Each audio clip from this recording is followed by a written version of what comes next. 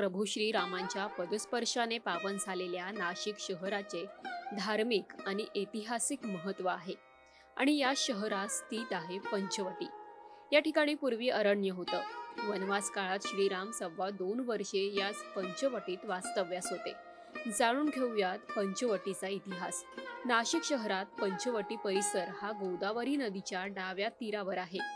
काळाराम मंदिराजवळ वटवृक्षांचा समूह असून हा समूह 5 वृक्षांपासून तयार झाला असल्याने या परिसराला पंचवटी असं संबोधलं जातं। पंच म्हणजे 5, वटी म्हणजे वडाचे झाड असा याचा अर्थ होतो।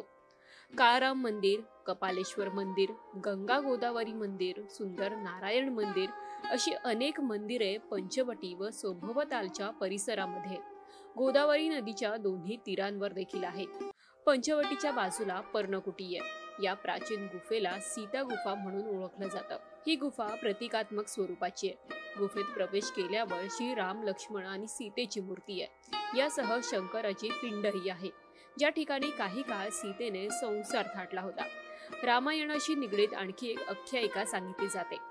राम, त्याची पत्नी सीता आणि बंधू लक्ष्मण नाशिकमधील पंचवटी परिसरात वास्तव्यास असताना शूर्पणखा या रावणाच्या बहिणीचे नाक लक्ष्मणाने याच ठिकाणी कापले आणि यावरूनच नाशिक अथवा नाशिक हे नाव शहराला पडले असेही म्हणतात।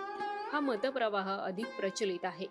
अयोध्येतील रामजन्मभूमीच्या पार्श्वभूमीवर नाशिकमधील पंचवटीला देखील सर्वाधिक महत्त्व प्राप्त झाले।